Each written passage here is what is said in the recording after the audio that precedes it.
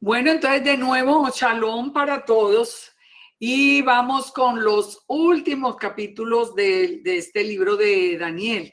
Recordemos que la semana pasada terminamos con el tema de las 70 de las semanas de Daniel y una de las cosas que vimos digamos que pudimos concluir acerca de ese tema es que todo se cumplió en el tiempo indicado, incluyendo la muerte del Mesías, incluyendo su resurrección y el tiempo de los apóstoles. Yo por lo menos no encuentro francamente que haya una semana por allá que falte, que esté como desligada, pero vamos a entrar hoy para ver todo el tiempo final, cómo lo podemos, cómo nosotros lo podemos unir a toda esta profecía. Vamos con el capítulo 10, la visión final de Daniel. Dice, en el año tercero de Ciro, rey de Persia, fue revelada palabra a Daniel, llamado Belsasar. Aquí dos cosas llaman la atención empezando el capítulo, que todavía Daniel conserva el nombre del dios babilónico, del dios Belsasar. Y lo segundo es que ya nos ponen de presente que si Daniel está en el año tercero de Ciro de Persia, quiere decir que él no regresó a Babilonia, por lo menos en el primer grupo que le salió con el edicto de Ciro. Entonces nos dice acá que la palabra era verdadera porque le fue revelada palabra, esa palabra era verdadera y el conflicto grande. Aquí encontramos algo también muy interesante cuando miramos los textos en hebreo, que ya estos capítulos son en hebreo, ya encontramos que nos igual puede significar un conflicto grande o un periodo de tiempo prolongado. Y dice que él comprendió la palabra y tuvo inteligencia de la visión. ¿Por qué hago la referencia a que esa traducción de conflicto grande pudiera también ser un periodo de tiempo prolongado? Por la naturaleza de la visión que va a tener en este momento. La naturaleza de la visión podía ser para un tiempo, digamos, futuro, pero futuro más cercano o para un futuro más lejano, como vamos a ver. Dice, en aquellos días, yo, Daniel, estuve afligido por espacio de 3 semanas.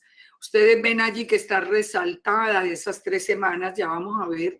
Y dice, no comí manjar delicado, ni entró en mi boca carne ni vino, ni me ungí con ungüento, hasta que se cumplieron las 3 semanas.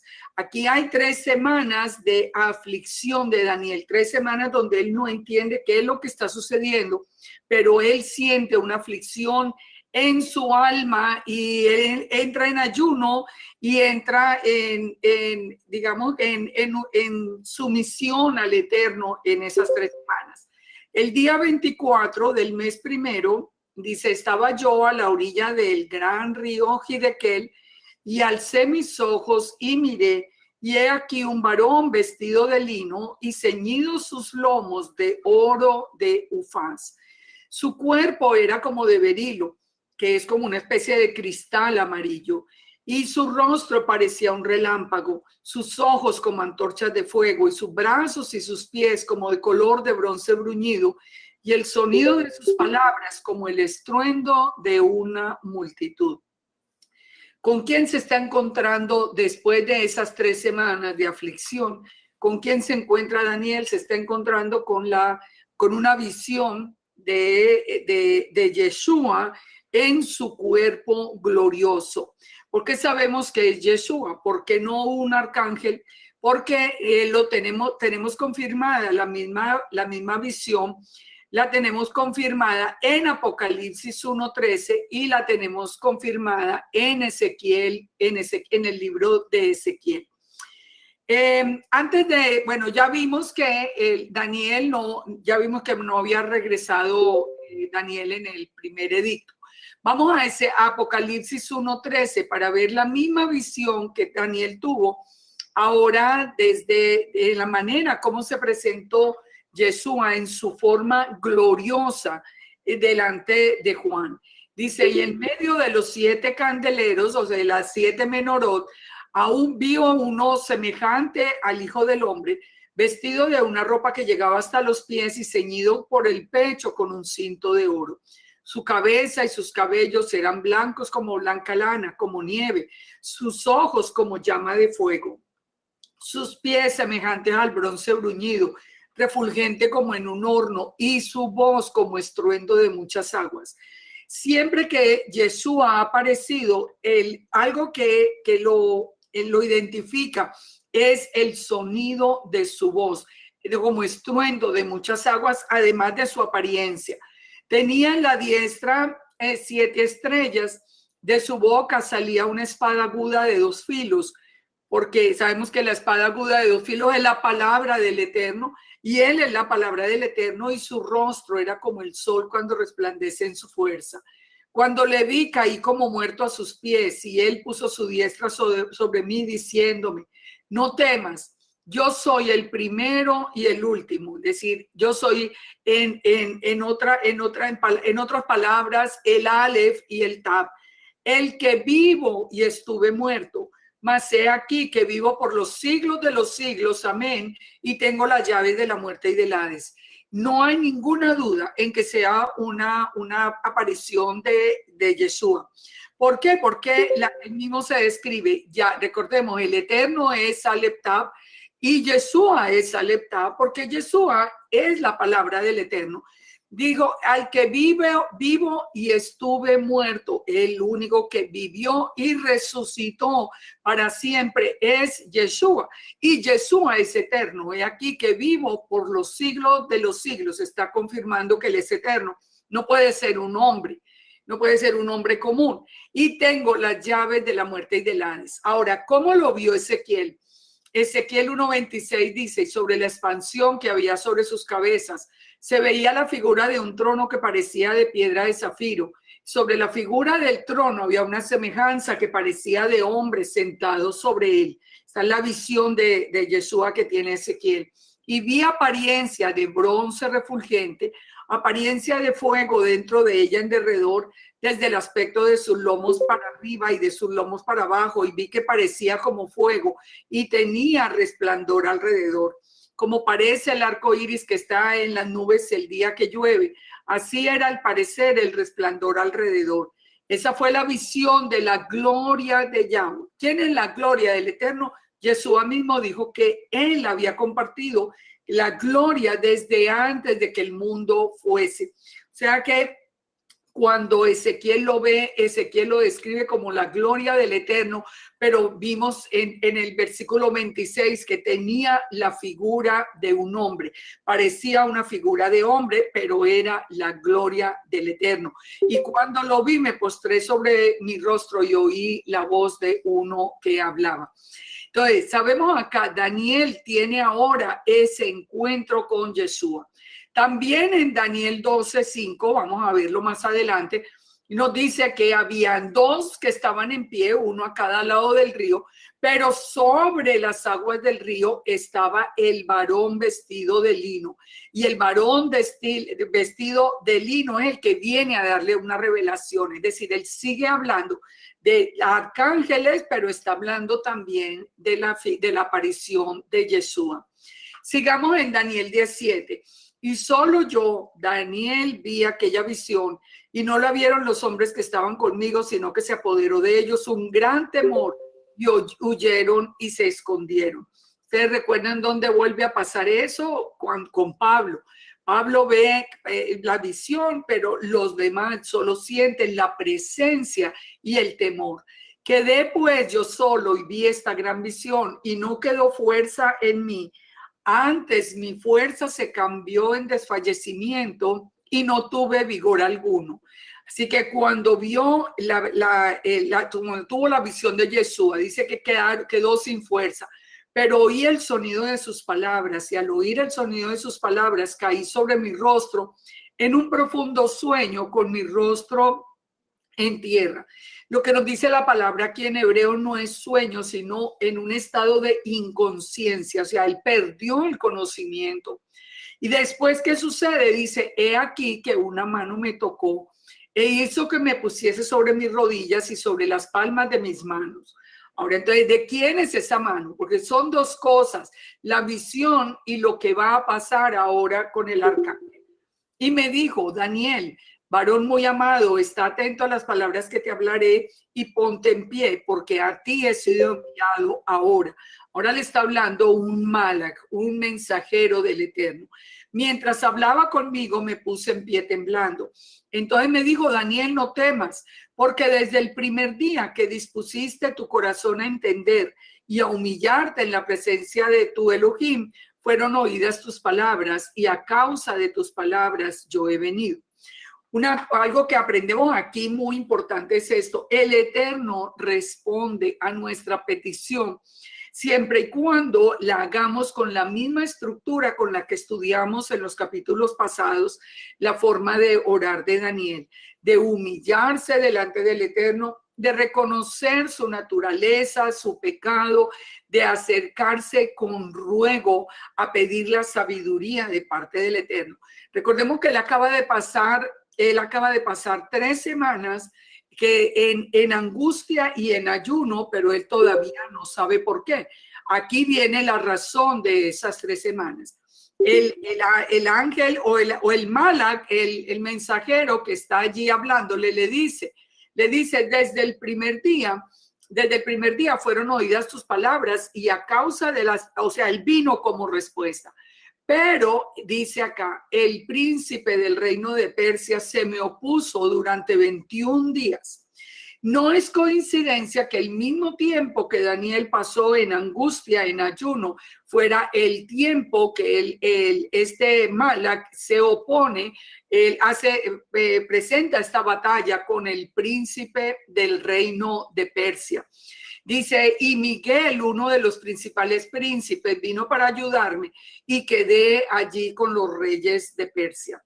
Aquí vamos a ver un tema que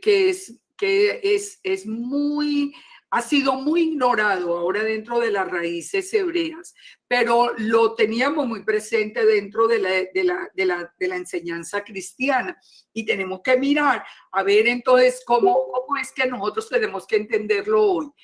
Que volvamos, los 21 días es el tiempo de angustia y de ayuno de Daniel. Yo no sé si a ustedes les ha pasado, pero yo tengo un testimonio bastante fuerte no fue sino por un día, digamos como unas 24 horas, 26 horas, que el Eterno me tuvo como en el corazón. Era una angustia. Yo oraba, yo no sabía por qué estaba orando, algo estaba sucediendo, yo sabía que algo estaba sucediendo. Esos son eventos bien extraños para mí, pero entiendo lo que estaba pasando acá. O sea, el Eterno pone como en el corazón de uno de pronto orar por alguien. Yo sé que a muchos les ha pasado, y de todas maneras como que no entendemos, pero el Padre sabe qué es lo que está sucediendo. Aquí en este momento ya Él está explicando lo que pasó durante las 3 semanas. ¿Quién era? Resumamos hasta acá. ¿Quién era el que gobernaba? Era Ciro de Persia en el año 3. ¿Por qué esto es importante? Porque el príncipe del reino de Persia, ese príncipe al que está haciendo referencia allá el libro de Daniel, tiene que ser un enemigo de Israel. Es un enemigo de Israel, es una potestad en los cielos. Allí el reinado en este momento era de Persia, y Persia, de acuerdo a esto, tiene un príncipe, pero un príncipe que no viene de parte del Eterno. Él dice que Miguel, que es el príncipe sobre Israel, y esto vamos a verlo ahora, donde nos lo confirma. Él dice que Miguel es el príncipe, es el arcángel enviado para defender a Israel. Así entonces, el príncipe sobre Israel de parte del Eterno es Miguel. Ahora, pero los príncipes de Persia y de Grecia son enemigos porque van a luchar contra Miguel y contra el otro arcángel, que en este momento el nombre sería una suposición. todo apunta a que fuera el arcángel Gabriel que se había presentado antes con Daniel. Fíjese, Miguel, que Miguel sin el nombre significa quién es como Elohim, y esto nos lleva a nosotros a concluir algo: los conflictos del mundo tienen una guerra en los aires. ¿Esto dónde lo habíamos visto nosotros? En Efesios 6:11. Nos dice: vestidos de toda la armadura de Dios para que podáis estar firmes contra las acechanzas del diablo. Porque no tenemos lucha contra sangre y carne, sino contra principados, potestades, contra los gobernadores de las tinieblas de este siglo, contra huestes espirituales de maldad en las regiones celestes. Una de las enseñanzas que más ha prosperado dentro de las raíces hebreas, contrario a las escrituras, es ahora sacar como la conclusión de que el adversario no existe, que Hasatán que es cualquier adversario, o que no existen estas huestes espirituales de maldad. O sea, ya se ha vuelto muy común, digamos que se llegó a una conclusión errada, de que Hasatán no es, en realidad no hay todas unas huestes organizadas en los cielos. Y les digo que esto es una falsa enseñanza porque la palabra misma no lo confirma, y aquí en el libro de Daniel no lo está confirmando. Hay un principado de Persia, hay un principado de Grecia, y se van a enfrentar al príncipe de Israel, pero en este enfrentamiento, recuerde que Persia y Grecia tienen que ver con el orden también de las bestias que habían sido mencionadas a Daniel. Por eso dice Pablo acá, cuando nos habla de las huestes espirituales, de los gobernadores de las tinieblas, de la batalla espiritual que hay en los aires, dice: por tanto, tomad la armadura de Dios para que podáis resistir en el día malo, y habiendo acabado todo, estar firmes, ceñidos vuestros lomos con la verdad. ¿Quién es la verdad? Es Yeshua, pero la verdad es la Torah, que Yeshua es la Torah viviente. Vestidos con la coraza de justicia, que es las obras correctas de acuerdo a la Torá. Calzados los pies con el apresto del evangelio de paz, y la llevada del mensaje por toda la tierra. El escudo de la fe para apagar los dardos de fuego del maligno. Tomad el yelmo de la salvación y la espada del Espíritu, que es la palabra de Elohim. Fíjese, todo esto, aquí pudiéramos hacer nomás en esto toda una enseñanza que yo espero hacerla muy pronto, porque como les digo, esa falsa enseñanza de que Hasatán no existe y que eso no existe y que nada de eso tiene que ver, ha hecho que nosotros o que la mayoría de las personas descuiden el estudio de la palabra, cuando la palabra es la espada que nosotros tenemos.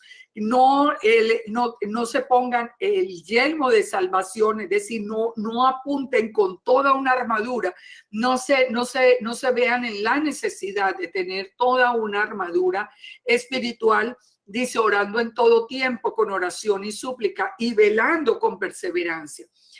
El hablar de esto inmediatamente hace que venga al pensamiento de muchos: oh, eso es cristiano. No, nosotros no podemos desechar las cosas que nos fueron reveladas, porque aquí estamos viendo desde el Tanakh esta batalla. ¿Qué pasó con la batalla? Sigue diciendo el libro de Daniel: he venido para hacerte saber lo que ha de venir a tu pueblo en los postreros días, porque la visión es para esos días. Aquí es donde yo les digo, aquí la visión, ¿qué considera que es los postreros días de tu pueblo? Porque recordemos que Daniel todavía no ha regresado a Jerusalén.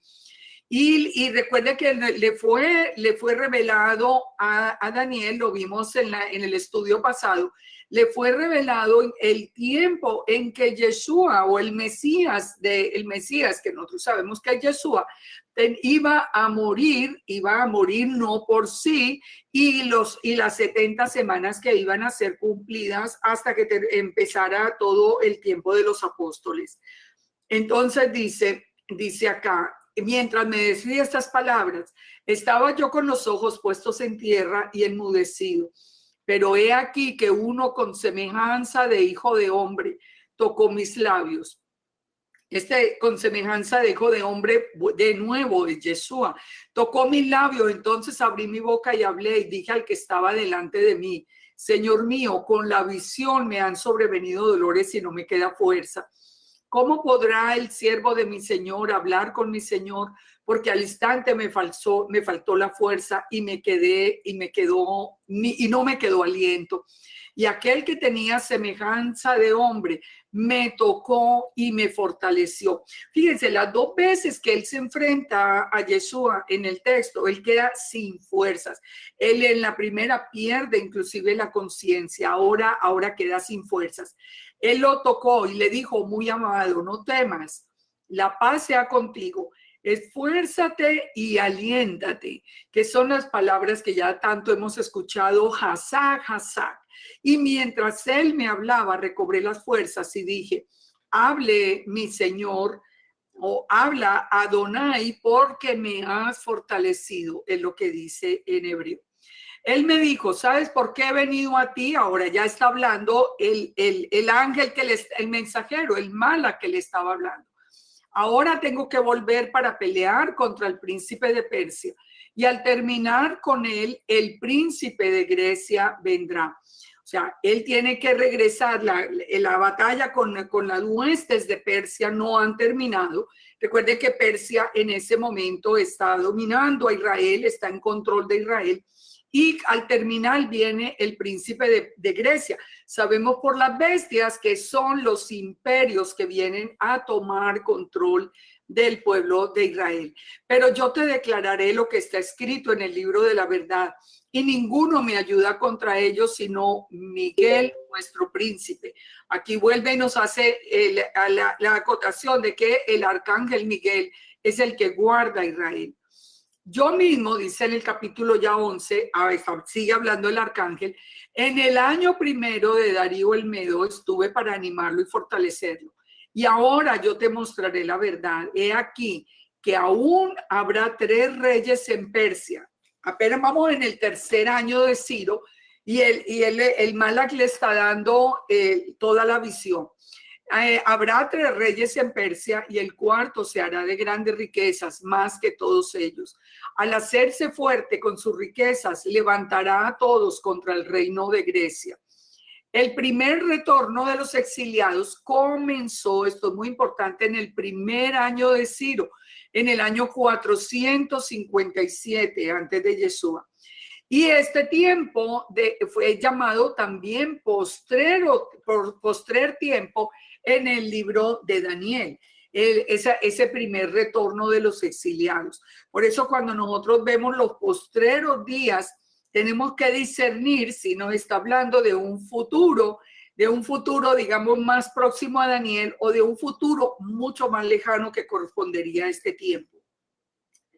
En la profecía, entonces, ya vimos, de las 70 semanas que se había cumplido todo, se había anunciado hasta la destrucción del templo, cumplido por Tito y por parte del Imperio Romano.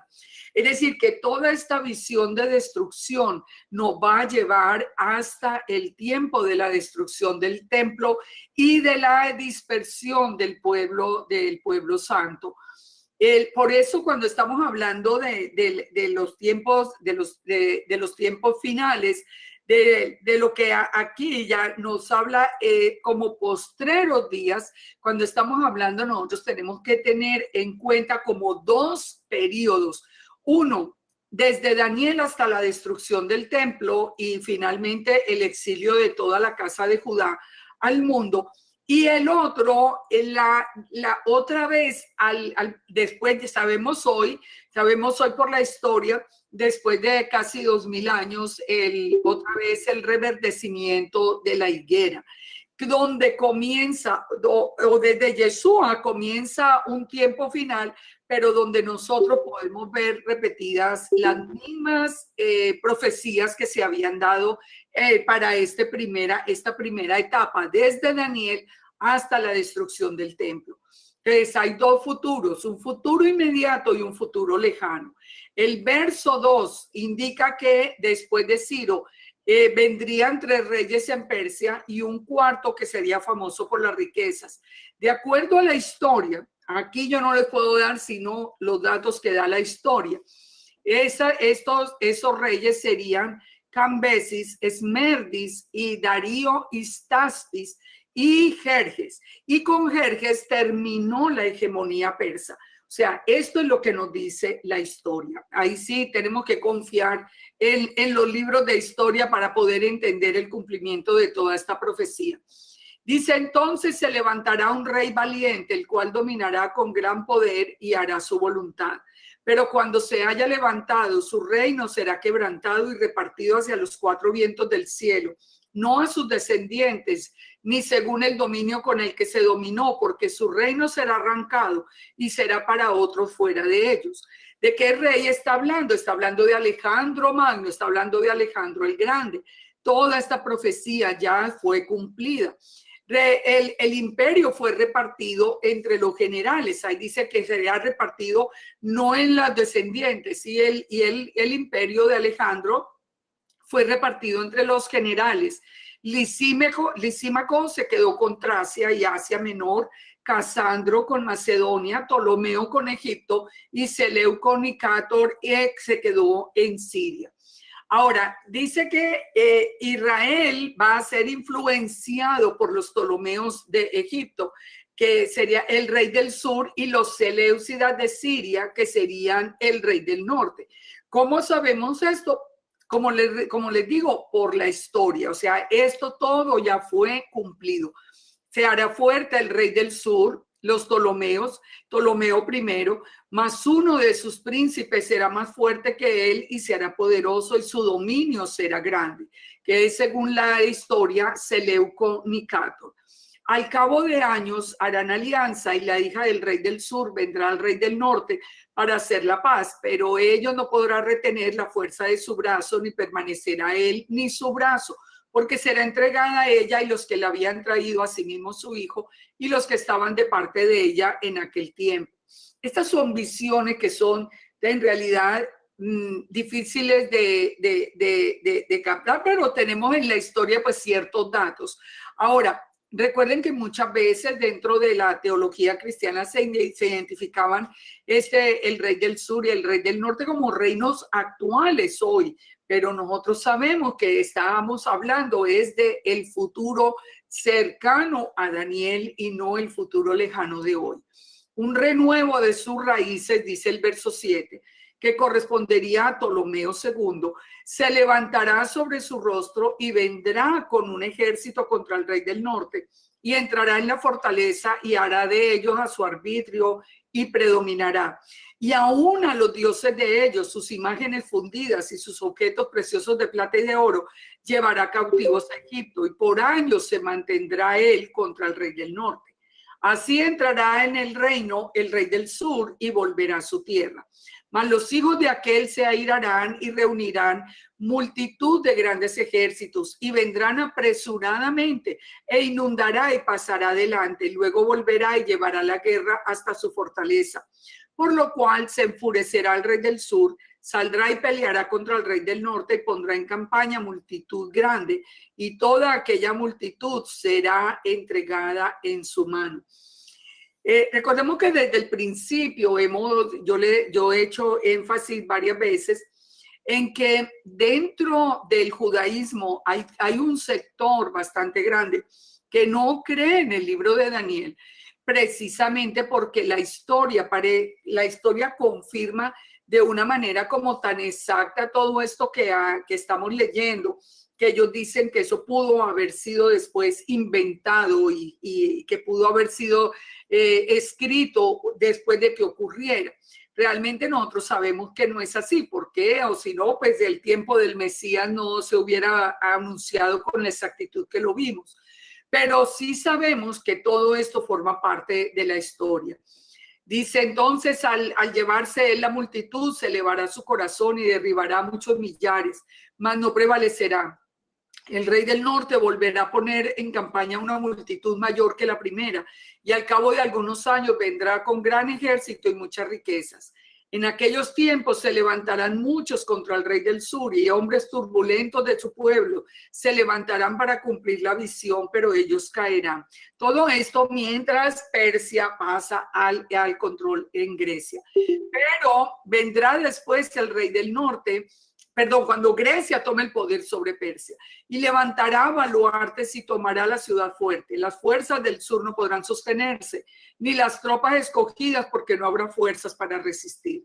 El que vendrá contra él hará su voluntad y no habrá quien se le pueda enfrentar, y estará en la tierra gloriosa, la cual será consumida en su poder. Afirmará luego su rostro para venir con el poder de todo su reino, y hará con aquel convenios, y le dará una hija de mujeres para destruirle, pero no permanecerá ni tendrá éxito. Volverá el rostro contra las costas y tomará muchas, mas un príncipe hará cesar la afrenta y aún hará volver sobre él su oprobio. Luego volverá su rostro a las fortalezas de su tierra, mas tropezará y caerá y no será hallado. Y se levantará en su lugar uno que se hará pasar por cobrador de tributos por la gloria del reino, pero en pocos días será quebrantado, aunque no en ira ni en batalla. ¿Por qué tengo resaltado ese dato? Porque la historia define muy claramente quién era ese cobrador de tributos, que se cumplió exactamente, que dice que en pocos días fue quebrantado. Se trata de Seleuco IV Filopator, que estuvo entre el año 187 y el año 175 antes de Yeshua. Era el cobrador de impuestos, era conocido por ser cobrador de impuestos. Era hijo de Antíoco el Grande y él ordenó saquear los templos. Todo eso lo podemos leer ¿dónde? En Segunda de Macabeos. Y fue asesinado por su primer ministro, Heliodoro. El libro de los Macabeos nos sirve en este caso para situarnos en la historia. Yo lo he leído rápido porque pues toda esta cantidad de sucesos tendríamos que entrar en cada parte de la historia, pues si de esto no se trata, esto ya se cumplió. Pero como les digo, ustedes pueden buscar en Segunda de Macabeos toda esta historia del cobrador de impuestos que nos sitúa en el tiempo que él estaba siendo revelado a Daniel. Y ahora entonces, ¿sí quién aparece? Antíoco Epífanes. Porque sabemos, dice, porque en el verso 21, le sucederá en su lugar un hombre despreciable al cual no darán la honra del reino, pero vendrá sin aviso y tomará el reino con halagos. Las fuerzas enemigas serán barridas delante de él como con inundación de aguas. Serán del todo destruidos junto con el príncipe del pacto. Y después del pacto con él, engañará y subirá y saldrá vencedor con poca gente. Estando la provincia en paz y en abundancia, entrará y hará lo que no hicieron sus padres ni los padres de sus padres. Botín, despojos y riqueza repartirá a sus soldados y contra las fortalezas formará sus designios, y esto por un tiempo. Nosotros sabemos que es Antíoco Epífanes por todos estos detalles. Sigue diciendo en el verso 25, despertará su fuerza y su ardor contra el rey del sur. Ya vamos a ver cuáles puntos en especial de los que nos hablan los libros de los Macabeos nos hacen afirmar que sea Antíoco Epífanes. Y su ardor contra el rey del sur con gran ejército, y el rey del sur se empeñará en la guerra con grande y fuerte ejército, mas no prevalecerá porque le harán traición. Aún los que coman de sus manjares le quebrantarán, y su ejército será destruido, y caerán muchos muertos. El corazón de estos dos reyes será para hacer mal, y en una misma mesa hablarán mentira, mas no servirá de nada, porque el plazo aún no habrá llegado. Volverá a su tierra con gran riqueza, y su corazón será contra el pacto santo. Hará su voluntad y volverá a su tierra. Esto es toda la historia. Recordemos que hay varios Antíocos. Cuando estamos mirando nosotros toda la historia, cuando ustedes la estén mirando, recordemos que hay varios Herodes, hay varios Antíocos. Estos son nombres que se le dan a dinastías completas. Dice, pero al tiempo señalado volverá al sur, mas no será la postrera venida como la primera. Es decir, 2 veces vendrá contra Israel. Ahora, pero la segunda vez no será como la primera, ya vamos a ver por qué. Dice, porque vendrán contra él naves de Quitim, o sea, una intervención romana, que sería el significado. Y él se contristará y volverá y se enojará contra el pacto santo y hará según su voluntad. Volverá pues y se entenderá con los que abandonen el pacto santo. La primera vez que vemos la aparición de Antíoco, él fue flexible en cuanto a que la Torá de Moisés pudiera ser parte del pueblo de Israel. Él quería helenizar a Israel, pero en la primera vez fue flexible. El primer Antíoco fue flexible con el pacto, pero ahora cuando vuelve, ya viene para ponerle fin al pacto. ¿Cuál es el pacto? Al fin, a la Torá. Nosotros eso lo conocemos por todo el libro de Macabeos. Dice, y se levantarán de su parte tropas que profanarán el santuario y la fortaleza, quitarán el continuo sacrificio y pondrán la abominación desoladora. Todo esto es lo que nosotros podemos leer, o lo que yo les animo a que ustedes lean en los 2 libros de los Macabeos. Todo esto que estamos viendo acá, que es de donde se origina la fiesta de Hanukkah. En la fiesta de Hanukkah nosotros sabemos que es una fiesta nacional que está recordando todo este tiempo que había sido anunciado a través de Daniel. Entonces dice acá, dice que se levantarán de su parte tropas que profanarán el santuario. Sabemos de qué manera fue puesta una imagen de Zeus en el templo, fueron sacrificados cerdos en el templo. El continuo sacrificio se quitó y dice, y pondrán la abominación desoladora en medio de ellos. Dice, que es como el cumplimiento también del Salmo 79. Si ustedes leen el Salmo 79, van a ver cómo el Eterno le revela a David lo que iba a suceder en este tiempo. Con lisonja seducirá a los violadores del pacto, mas el pueblo que conoce a su Elohim se esforzará y actuará. Nosotros sabemos por el libro de Macabeos que gran parte del pueblo judío se dio a la violación del pacto, y aún muchos, cuando fueron puestos en medio de Jerusalén, los gimnasios que venían, que era una idea, era una idea que ellos venían a implantar en medio del pueblo. Recordemos que creo que ya lo vimos donde nos dice en el libro que muchos de los que empezaron a ir a esos gimnasios donde entraban desnudos, inclusive trataban de tapar su circuncisión. Gran parte del pueblo judío simplemente se alió a la intervención de Antíoco y se volvieron violadores de la Torá. Ellos estuvieron de acuerdo. Era mejor y más fácil y tenía menos riesgos para su vida unirse a este anticipo como de un antimesías que luchar contra él. Pero dice que por el otro lado, el pueblo que conocía a su Elohim fue los que sí conocían de verdad al Eterno fueron los que se esforzaron y actuaron. Entonces, encontramos, como estamos encontrando hoy también, 2 tipos de creyentes. Digamos que en este tiempo, pues 2 tipos de judíos, porque recordemos que la casa de Israel estaba desaparecida.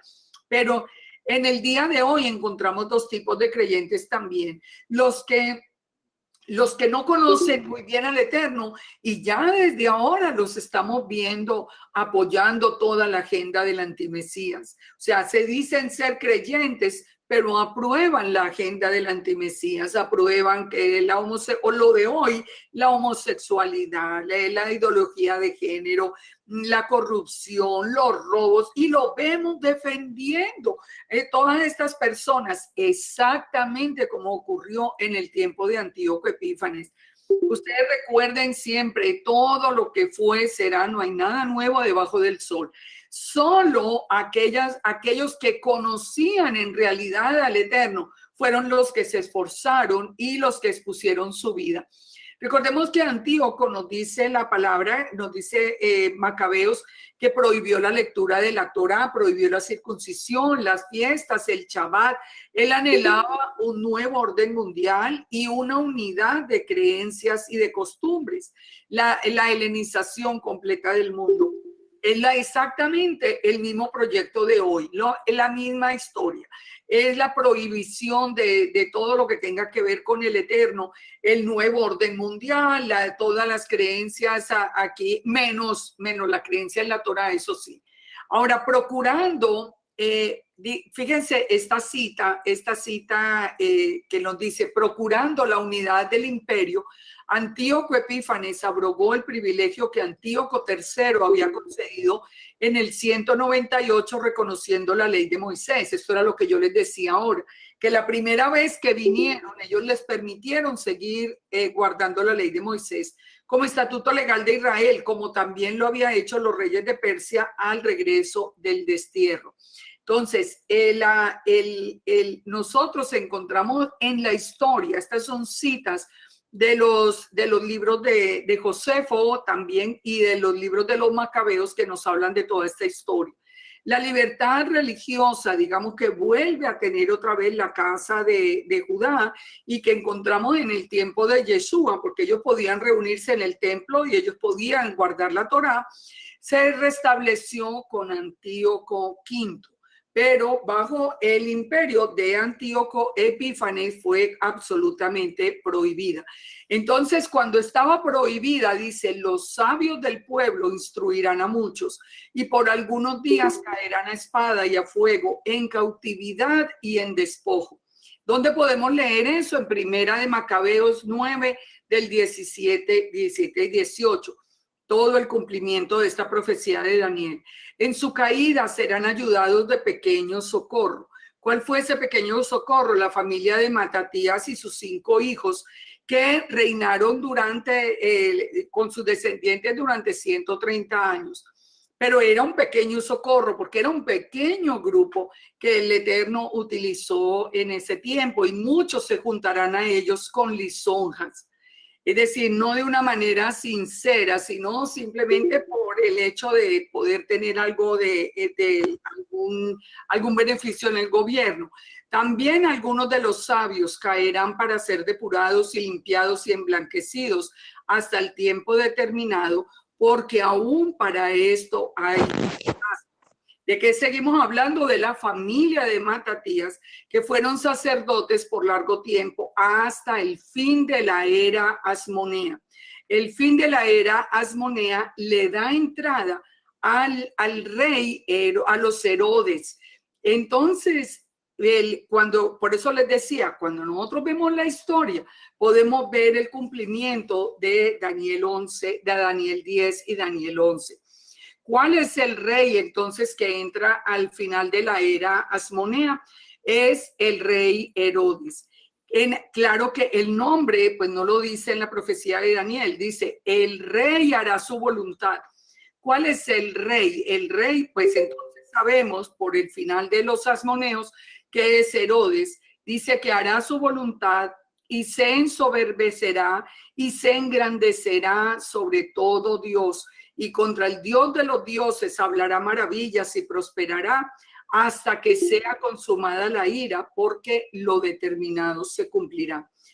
Una de las cosas que llaman la atención y que yo los animo a que de pronto busquen información, especialmente en libros de historia, digamos, por lo menos un poco autorizados, porque yo no es que crea tampoco tanto en la historia, pero pongamos los libros de Josefo han sido, digamos que oficialmente aprobados, digámoslo así. Pero algo que yo les recomiendo, busquen la historia de Herodes, la historia del rey. Recordemos que el segundo templo es el templo de Herodes, o sea, y conocer quién era Herodes realmente, porque eso no está en la escritura. En la escritura hay ciertos datos, pero conocer a través de la historia quién era Herodes, de verdad que a nosotros nos hace replantearnos una cantidad de cosas. Miren lo que vamos a ver aquí, basado en el libro de Daniel. Dice, del Dios de sus padres no hará caso. Esto nosotros siempre lo habíamos visto como que era parte como del antimesías, pero aquí nos está hablando muy claramente de Herodes. Ya vamos a ver por qué. Del Dios de sus padres no hará caso, ni del amor de las mujeres, ni respetará a Dios alguno, porque sobre todo se engrandecerá. Honrará en su lugar al Dios de las fortalezas. Lo tengo subrayado porque ya vamos a ver a dónde está el Dios de las fortalezas. Dios que sus padres no conocieron. Lo honrará con oro y plata, con piedras preciosas y con cosas de gran precio. Con un Dios ajeno se hará de las fortalezas más inexpugnables. Si ustedes leen la historia de Masada, por ejemplo, que hoy lo visitamos en Israel, pero si ustedes leen toda la historia, para quién fue construida, por qué fue construida por Herodes, ustedes se van a dar cuenta de cómo se cumple la palabra en Daniel. Y colmará de honores a los que le reconozcan y por precio repartirá la tierra. Él dice en el verso 40, ya vamos a ver algunos datos de Herodes, pero al cabo del tiempo, un rey del sur contenderá con él y el rey del norte se levantará contra él como una tempestad, con carros y gente de a caballo y muchas naves, y entrará por las tierras e inundará y pasará. Entrará en la tierra gloriosa y muchas provincias caerán, mas estas escaparán de su mano, Edom y Moab, y la mayoría de los hijos de Amón. Cuando ya se entra en la historia, podemos ver la victoria de Octavio Augusto en Accio sobre Antonio, Cleopatra, que cumplen con todas estas profecías. Dice que extenderá su mano contra las tierras y no escapará al país de Egipto. Se apoderará de los tesoros de oro y plata y de todas las cosas preciosas de Egipto. Y los de Libia y de Etiopía les seguirán. O sea, los que quedaron bajo la autoridad de Augusto. Pero noticias de Oriente y del Norte lo atemorizarán. O sea, aquí estamos hablando de un rey muy específico, del primer Herodes. Todo esto sucedió, ya lo vamos a ver cómo, pero nos dice el verso 44 y llama la atención, dice que noticias del Oriente y del Norte lo atemorizarán y saldrá con gran ira para destruir y matar a muchos. Si nosotros seguimos el orden de la historia, desde el fin de los Salmoneos y entran los reinados de los Herodes y podemos llegar hasta Mateo 2, 1, 3, donde encontramos que vienen noticias de Oriente. ¿Quién los traía? Los reyes de Oriente, que le traen la noticia del rey que se va a levantar, el que sabemos por el nacimiento de Yeshua, y esto dice que sale con gran ira para destruir y matar a muchos, que esto llevó a la destrucción de todos los niños. Sabemos toda esa historia en Mateo 2, 1, 3.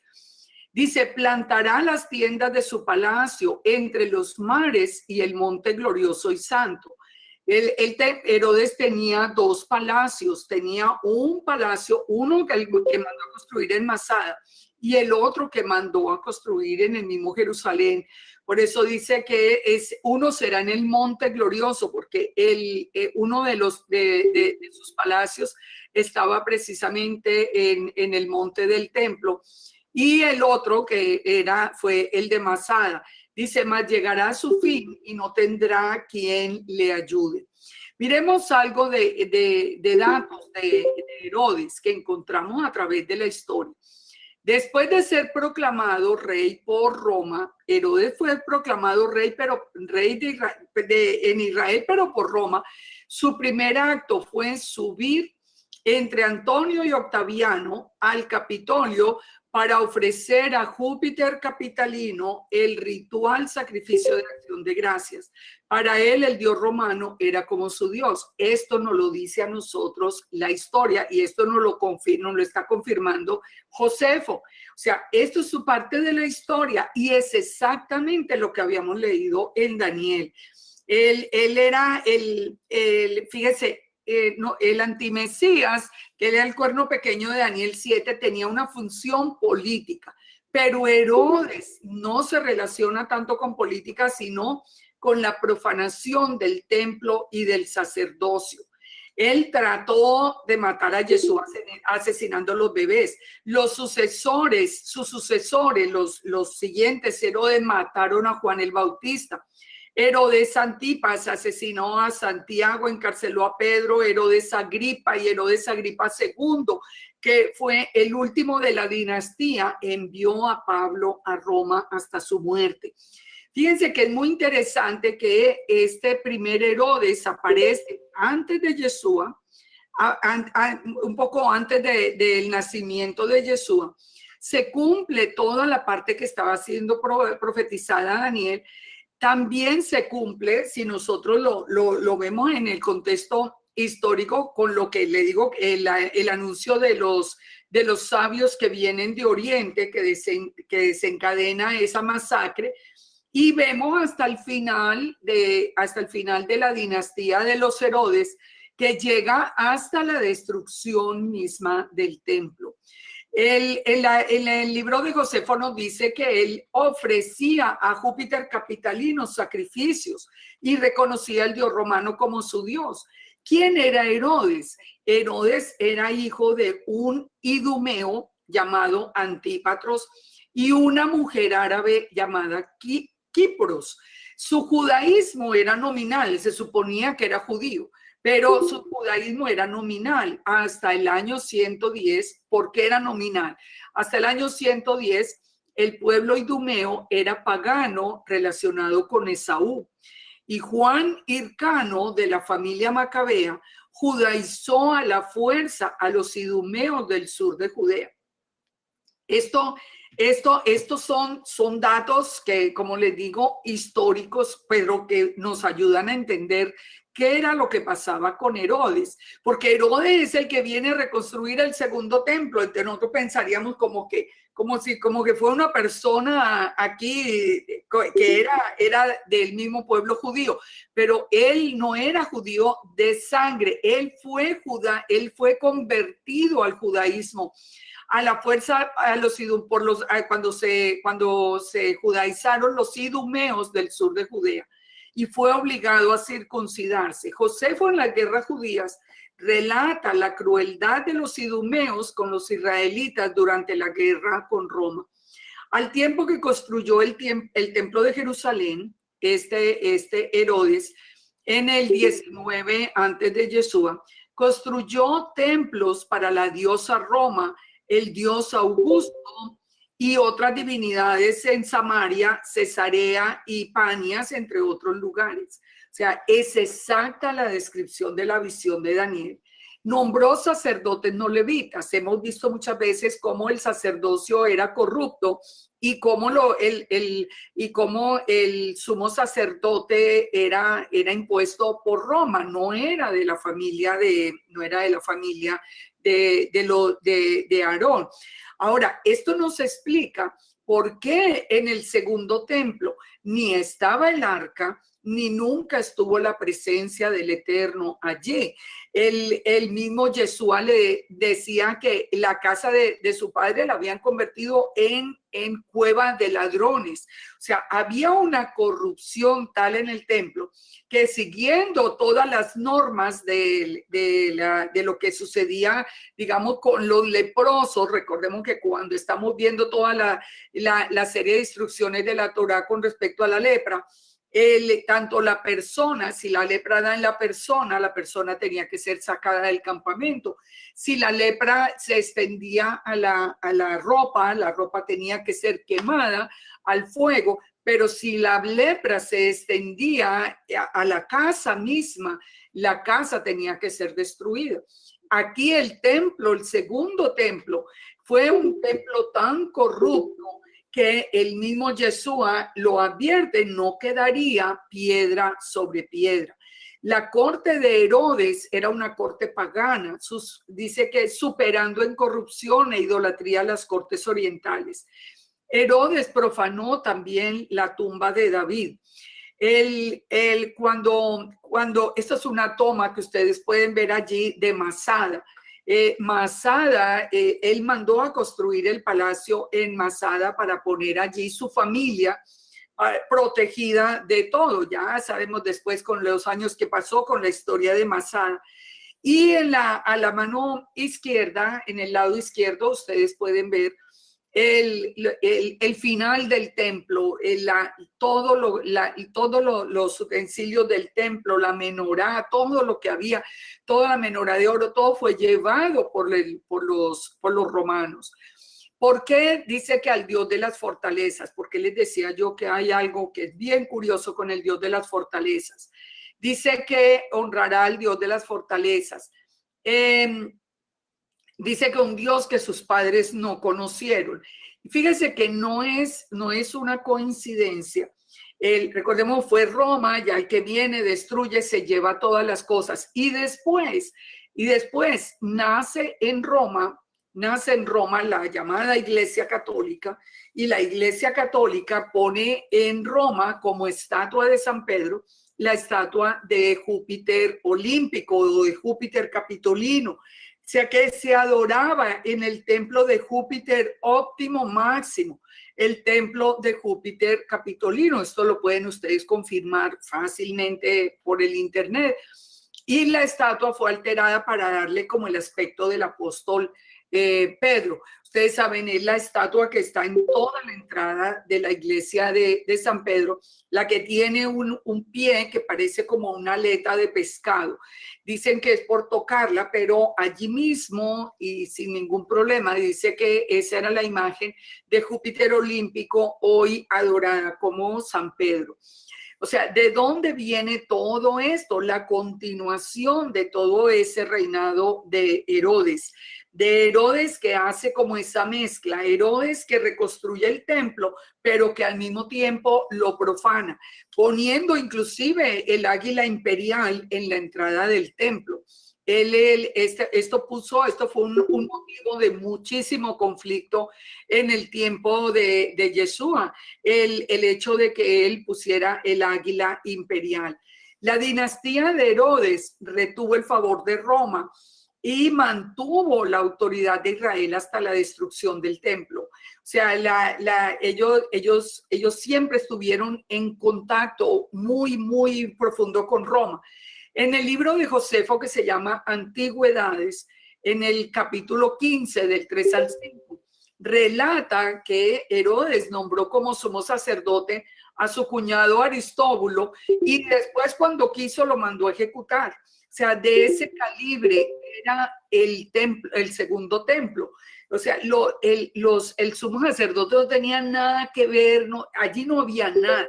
Por eso uno no ve como había sido ordenado que cuando el sumo sacerdote entrara en el día de Yom Kippur, si no estaba en perfecto arrepentimiento y hubiera hecho todo el ritual ordenado, pues iba a morir. Es que allí ni estaba la presencia del Eterno. Dice, honraba al César, de acuerdo a Josefo, en el libro de Antigüedades, dice que Herodes honraba al César y enviaba costosos presentes a Julio César, Augusto, Antonio y Cleopatra en Egipto.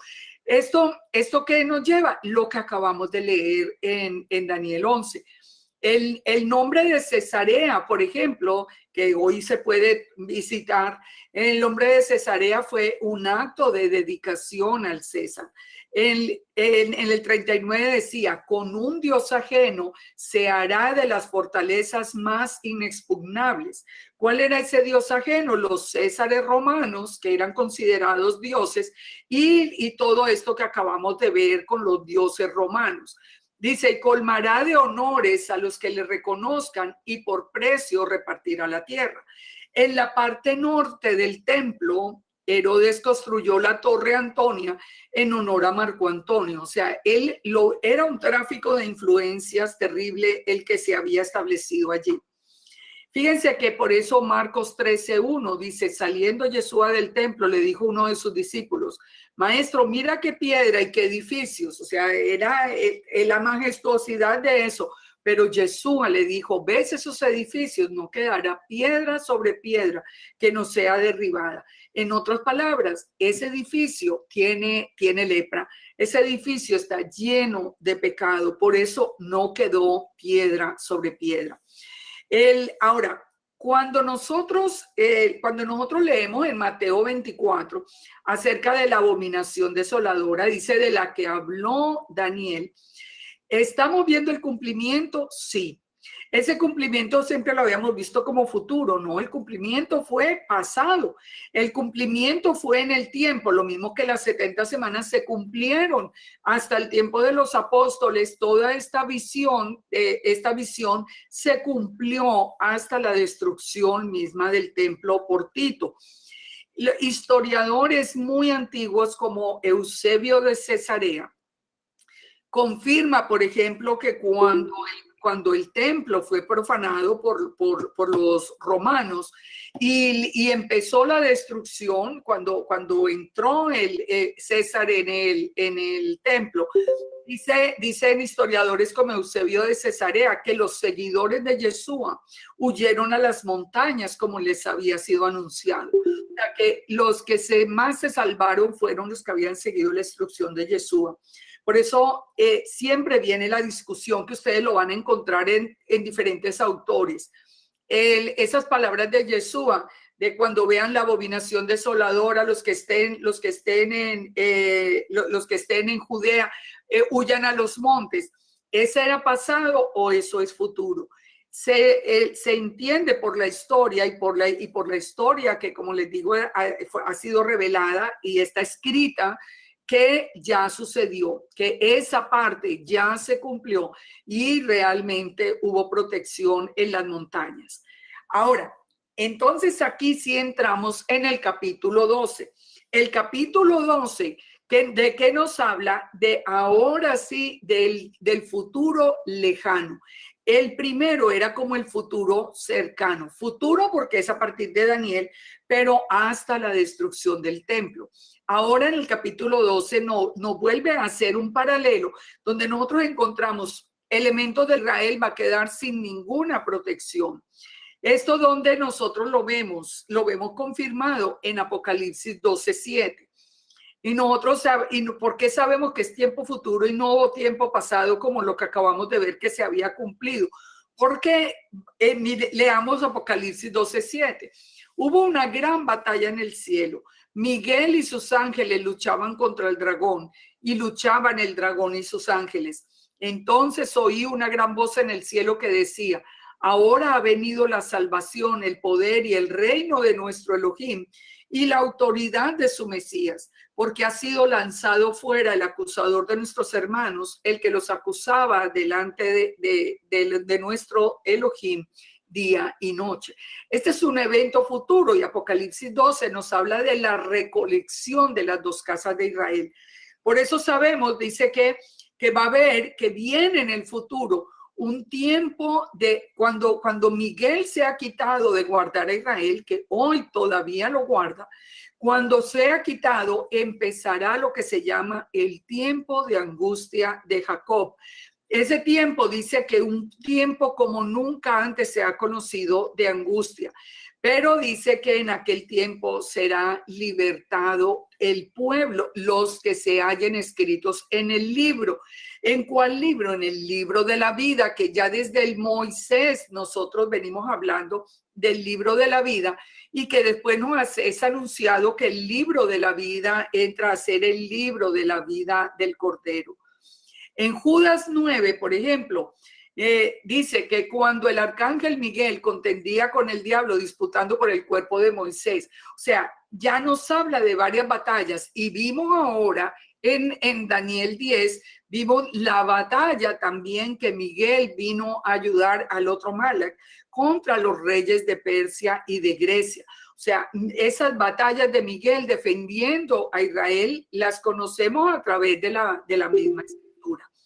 Dice entonces que en ese tiempo, cuando Miguel sea levantado y ya sea ese tiempo final, dice, muchos de los que duermen en el polvo de la tierra serán despertados, uno para vida eterna y otros para vergüenza y confusión perpetua. ¿Quiénes son estos que duermen y serán despertados? Estamos hablando de la primera y de la segunda resurrección. Por eso sabemos que esto sí está hablando del tiempo final, no del tiempo que, como les digo, era futuro en el tiempo de Daniel, pero para nosotros pasado. Dice, los entendidos resplandecerán como el resplandor del firmamento, y los que enseñan la justicia a la multitud como las estrellas a perpetua eternidad. Dice que no está hablando de este tiempo, pero le dice, pero tú, Daniel, cierra las palabras y sella el libro hasta el tiempo del fin. Aquí nos da una serie de características del tiempo del fin que nosotros sabemos que es de ahora y no de hace muchos años. Muchos correrán de aquí para allá. La palabra en hebreo apunta mucho más hacia la palabra viajarán, como se moverán de un sitio a otro, de aquí para allá, y la ciencia se aumentará. El aumento de la ciencia, el aumento de la ciencia y los viajes que se pueden hacer para un lugar y para otro, casi que durante el mismo día, solamente lo estamos viendo en esta época. Digamos que si nosotros retrocedemos nomás hasta el tiempo en que Israel vuelve a ser nación, hasta 1947, nosotros encontramos que aún en ese tiempo no se había visto jamás en la historia un aumento en la ciencia y un aumento en la capacidad y la posibilidad de viajar como la que existe hoy. La ciencia hoy va a una velocidad tan vertiginosa que lo que fue un descubrimiento grande en el año pasado, ya este año está obsoleto, ya ha sido reemplazado por muchas más cosas novedosas.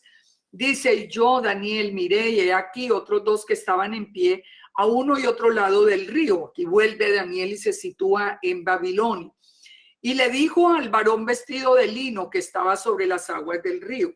Aquí vuelven y se dirigen a esa aparición de Yeshua. ¿Cuándo será el fin de estas maravillas? Estas maravillas es la palabra Pelé, que recuerden que Pelé quiere decir cosas extraordinarias, cosas fuera de lo común, de lo natural. Y miremos acá este texto de Lucas 21-24.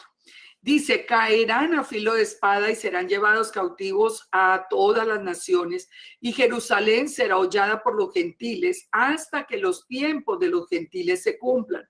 Entonces habrá señales en el sol, en la luna, en las estrellas, en la tierra, angustia de las gentes, confundidas a causa del bramido del mar y de las olas, desfalleciendo los hombres por el temor y la expectación de cosas que sobrevendrán en la tierra, porque las potencias de los cielos serán conmovidas. Entonces verán al Hijo del Hombre que vendrá en una nube con poder y gran gloria. ¿Por qué estoy citando esta cita de Lucas 21? Porque les dije ahora que Yeshua advirtió acerca de la abominación desoladora y se cumplió. La pregunta es, ¿se cumplió todo el resto?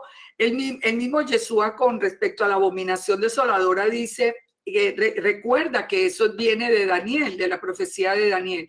Pero si nosotros continuamos leyendo, nosotros nos damos cuenta que el mismo Yeshua hizo referencia también a un futuro cercano y a un futuro lejano, porque aquí nos está hablando que después de la destrucción del templo, todo Israel sería llevado cautivo a las naciones.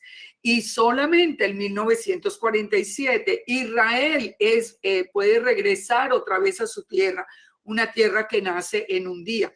Dice que Jerusalén será hollada por los gentiles hasta que los tiempos de los gentiles se cumplan.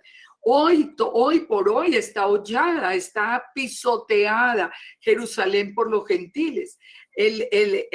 Vimos el año pasado hasta desfile gay en Jerusalén. O sea, nosotros sabemos que el cumplimiento de todas estas profecías lo estamos viendo nosotros, así que podemos confirmar que es para este tiempo. Hay algunas personas que dicen que también esto ya se cumplió. Yo creo que no, porque nada de eso se ha cumplido. El tiempo de los gentiles apenas está cumpliendo, porque ya entendemos que los Melos Hagoyim es el tiempo cuando se levantaría la casa de Israel. Dice, entonces habrá esas señales de la luna, las estrellas, del bramido del mar. Eso no ha ocurrido desde la destrucción del templo hasta nuestros días. Esos son eventos futuros. Entonces, espero haber sido clara con esos dos tiempos que nosotros podemos ver. Volvamos a Daniel en el verso 7, 12, 7. Y oí al varón vestido de lino que estaba sobre las aguas del río, el cual alzó su diestra, alzó las dos manos al cielo y juró por el que vive por los siglos, que será por tiempos y la mitad de un tiempo. Y cuando se acabe la dispersión del poder del pueblo santo, todas estas cosas serán cumplidas. Aquí nos enfrentamos a un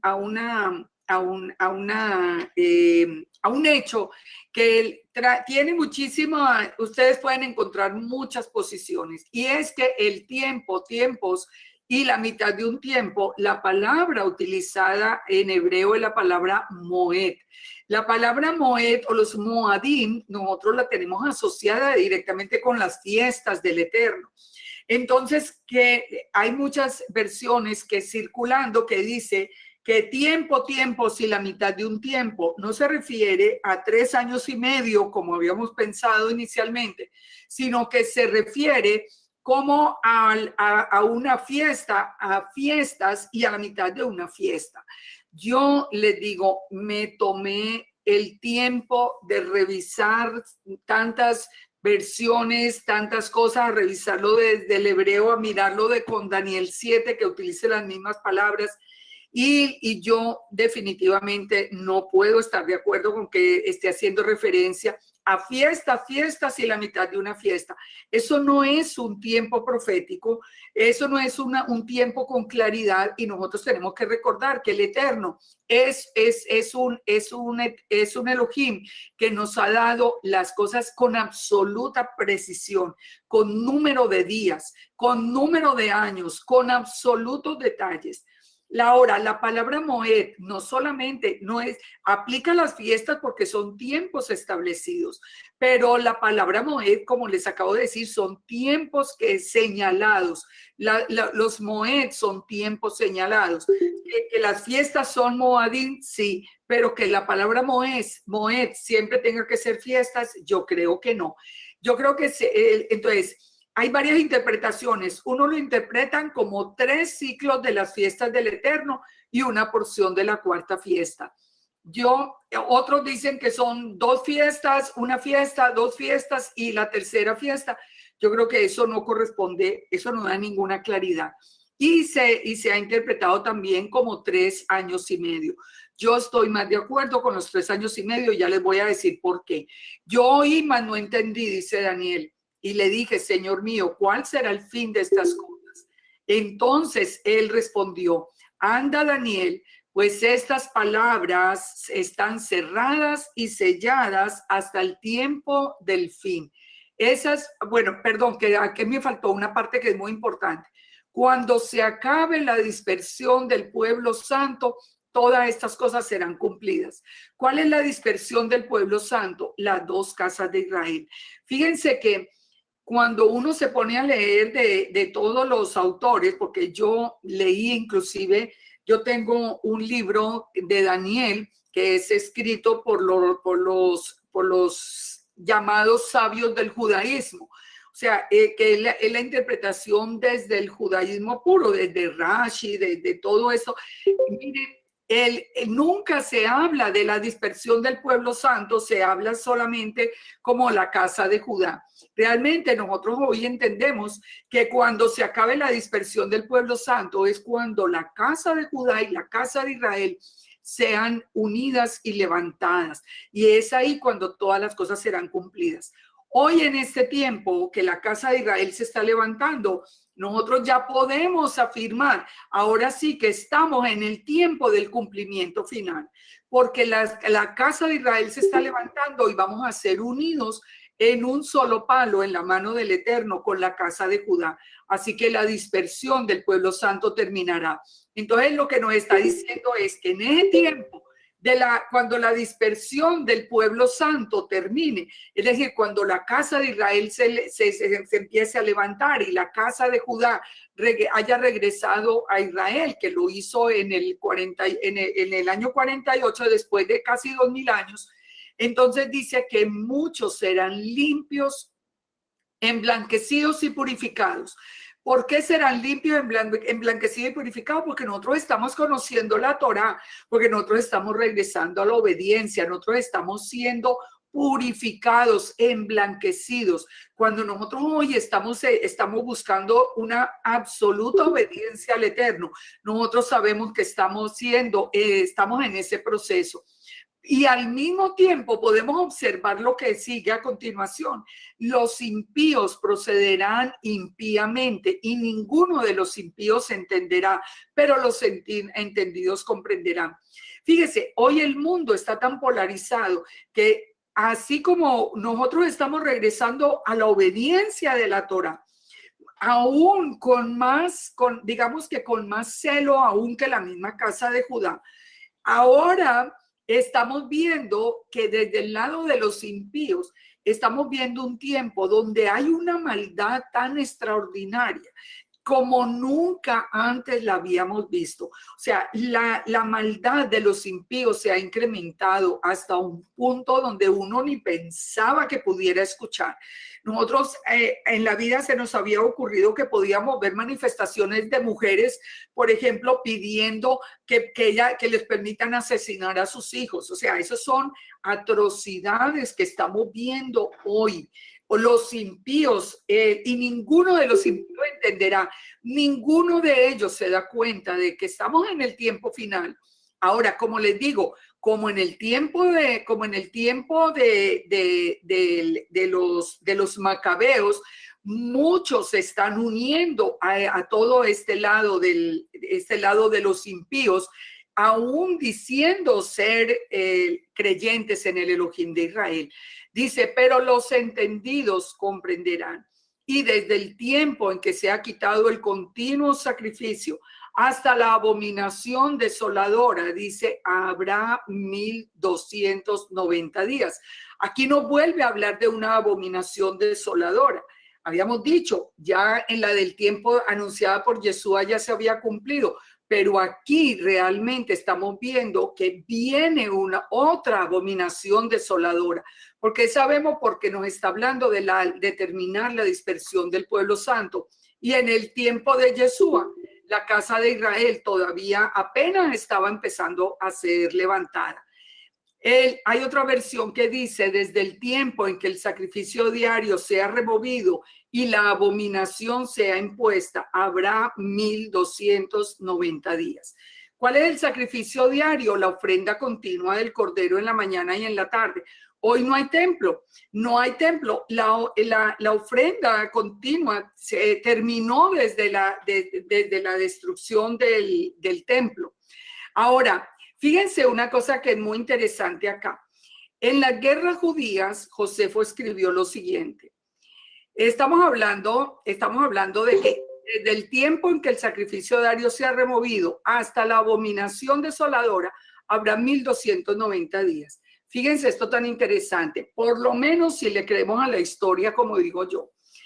En los libros de las guerras judías, Josefo escribió que ese tiempo se cumplió literalmente.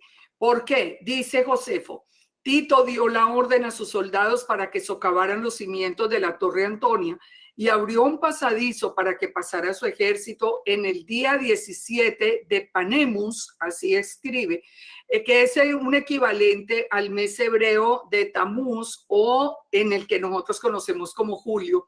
Y en ese mismo día el sacrificio diario dejó de celebrarse. Esto está escrito en las guerras judías.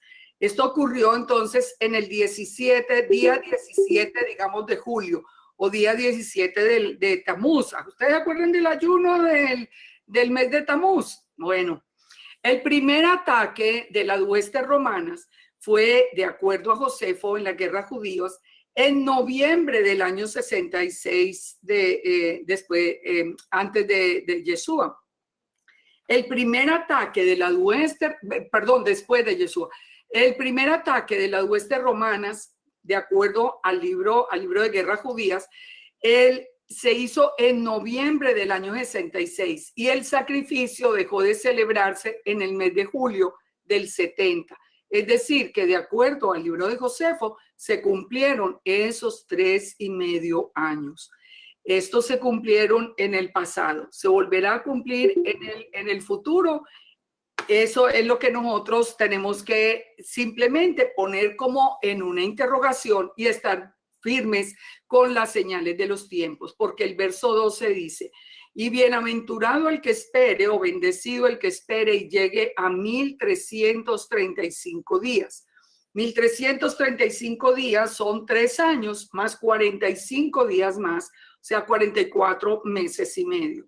Entonces, el asedio se detuvo después de mes y medio, de acuerdo a Josefo, el 7º día del mes de Lul. Esto lo dice la Guerra Judía 6, de 8, 4 y 5. Entonces, fíjense esto. ¿Qué es lo que les estoy diciendo acá? Que de acuerdo al libro de Josefo de Guerras Judías, este tiempo de los 1290 días y los 1335 días se cumplieron cuando la destrucción del primer templo. Y termina el libro diciendo: y tú irás hasta el fin y reposarás y te levantarás para recibir la heredad en el fin de los días. Yo les decía, y con esto terminamos, yo les decía lo siguiente. Yo les decía que cuando hablaba de esos 3 años y medio, yo estoy convencida de 2 cosas. La primera, no tiene que ver con las fiestas. Para mí tiene que ver literalmente con 3 años y medio. ¿Por qué? Porque nosotros encontramos que 3 años y medio es un tiempo señalado por el Eterno. ¿Dónde lo vemos? Por ejemplo, 3 años y medio duró la sequía en tiempo de Eliseo. Y hay muchas situaciones, digamos, de juicio o de eventos especiales que transcurren en 3 años y medio. 3 años y medio es la mitad de 7 y 7 es la base de todo el plan del Eterno. Entonces, 3 años y medio, literalmente, tiempos y medio tiempo, tiene que ver con el plan mismo del Eterno. Y en el futuro, porque esto no ha pasado, encontramos en el libro de Apocalipsis y en el mismo libro de Daniel que el cuerno pequeño persigue a los santos por 3 años y medio, que la mujer es guardada en el desierto por 3 años y medio, y esto no ha ocurrido. La recolección del remanente de Israel, los que guardan la Torá y tienen la fe en Yeshua, que van a ser recogidos y guardados en el desierto por 3 años y medio, esto pues lógicamente no ha ocurrido. La ciudad de Jerusalén hollada por 42 meses, pues ha sido hollada, está siendo hollada, pero sabemos que en el futuro nos dice que por 3 años y medio va a ser absolutamente pisoteada la ciudad. Los 2 testigos que aparecen en Jerusalén van a estar avisándole al mundo, a Israel, van a estar avisando de su pecado a Israel y al mundo. Y los 2 testigos van a permanecer 3 años y medio también. O sea, son tiempos establecidos, son también moed, son una especie de tiempos. La autoridad de la bestia también viene por 3 años y medio. Entonces, 3 años y medio en la mitad digamos, la menorá que tienen los 7 brazos. que es la base para los 7 días de la semana, para las 7 fiestas. Todo está basado en el número 7, que es de perfección. 3 años y medio es la mitad. Y terminamos, y nosotros podemos determinar que faltan muchos eventos de 3 años y medio que definitivamente no se cumplieron. Supongamos que el libro de Josefo es cierto y que ya todo esto se cumplió en el pasado. Nosotros tenemos que recordar lo que nos dice Eclesiastés 1:9. ¿Qué es lo que fue? Lo mismo que será. ¿Qué es lo que ha sido hecho? Lo mismo que se hará. Y nada hay nuevo debajo del sol. Recordemos que también el Eterno nos dijo que Él había escrito el fin desde el principio. ¿Qué es lo que nosotros tenemos que hacer con toda esta información? Si se cumplió en el pasado, Él no descarta el hecho de que se vuelva a cumplir ahora en el presente, porque el Eterno nos dijo que Él nos había escrito el fin desde el principio. Así que aquí caben estas palabras de Yeshua, cuando en Mateo 16:1 dijo: vinieron los fariseos y los saduceos para tentarle y le pidieron que mostrara una señal del cielo. Pero él le respondió y les dijo: cuando anochece, decid buen tiempo, porque el cielo tiene arreboles. Y por la mañana dicen: hoy habrá tempestad, porque tiene arreboles el cielo nublado. Hipócritas, ustedes saben distinguir el aspecto del cielo, pero no pueden distinguir las señales de los tiempos. Nosotros tenemos que aprender las señales de los tiempos. Nosotros tenemos que aprender las escrituras. Una de las cosas que más ignorancia hay hoy es acerca de las escrituras. La gente quiere aprender de un maestro rápido, que la duración no sean, que sean como videos cortos, le piden a uno siempre. Haga videos bien cortos. ¿Saben por qué? Porque nadie quiere utilizar de manera constructiva el tiempo, aprendiendo las escrituras. Y en todas las escrituras hay profecía, una profecía que se cumple al pie de la letra. Cuando nosotros conocemos, por ejemplo, como hemos estudiado este libro de Daniel a profundidad, si en el futuro nosotros viéramos alguna señal, inmediatamente el mismo Rúa de Santidad nos va a recordar lo que dice la Escritura. Y por otro lado, si alguien viniera a enseñarnos algo contrario a las Escrituras, el mismo Rúa nos recordaría que eso no forma parte del pensamiento de Elohim. Por eso Yeshua decía: ustedes son capaces de reconocer las señales, pero no conocen las señales de los tiempos. No, yo lo que los invito es a lo siguiente: vamos a estudiar las Escrituras. Vamos a sacar tiempo, porque de eso va a depender nuestro futuro inmediato, el nuestro, el de nuestros hijos, el de nuestra familia, el de nuestras congregaciones. Estamos en los últimos tiempos. La dispersión del pueblo santo terminó. La casa de Israel se está levantando. Muy pronto vamos a ser unidos con la casa de Judá en la mano del Eterno. Judá muy pronto va a ser atacado Israel, y Judá va a conocer a Yeshua, toda la casa de Judá o la casa de David en el mismo día. Una vez que Judá reconozca a Yeshua, está listo todo el panorama para que sea recogido el remanente que estará en el desierto por 3 años y medio. Y queremos ser parte de ese remanente que va a ser guardado mientras se cumple el tiempo del antimesías, que es precisamente el tiempo de la bestia, 3 años y medio. Yo espero que de todo este libro que hemos venido estudiando, verso por verso, en contexto, con la historia, investigado a través de la historia, ustedes tienen recursos para confirmar lo que se les ha dado a través de la historia, pero tienen los recursos para estudiar hoy las Escrituras, y espero que a partir de todo esto nosotros tengamos más herramientas para quedarnos y situarnos bajo las alas del Todopoderoso en el tiempo de angustia de Jacob, que yo pienso que está muy, muy próximo a comenzar. Este es el tiempo. Recordemos que vendrán tiempos en que dice la palabra Dice Amós que vendrán tiempos en que se buscará la palabra de Elohim y no se podrá hallar. Este es el tiempo de estudiar la palabra. Este es el tiempo de dedicarnos a buscar, porque es nuestra protección y nuestra salvación. Que el Eterno los bendiga, que el Eterno nos guarde, que podamos seguir estudiando juntos los libros de las Escrituras y comprendiendo todas esas señales de los tiempos. Shalom para todos y muchas bendiciones. Que tengan una buena noche y que tengan el resto de la semana lleno de la presencia y de la bendición del Todopoderoso. Shalom, shalom. Bye.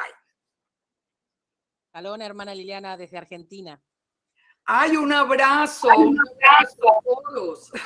Shalom, shalom, desde Villavicencio. Ay, qué lindo. Desde España. Espero que hubiéramos aprendido aquí con todo esto. Desde España. Liliana, desde España. Shalom. Ay, qué lindo. Imagínense lo que es la ciencia aumentará de todos los países. Shalom, de Costa Rica. Ay, imagínense qué lindo. Imagínense. Estos no son los tiempos finales. Díganme si estos no son los tiempos finales donde la ciencia aumentará. Hay un abrazo para todos. Me emociona tanto saber que de tantos países, de continentes. Ay, qué lindo. Un abrazo y que el Eterno los bendiga. Cualquier pregunta me escriben a lilianahunter@gmail.com. Ahí tienen la información. Hermanas, shalom. Shalom para todos. Muchas bendiciones. Sí, ya la confirmamos entonces. Pastor, un abrazo. Por ahí lo vi ya en la cámara. Bueno, listo. Confirmamos para el próximo lunes.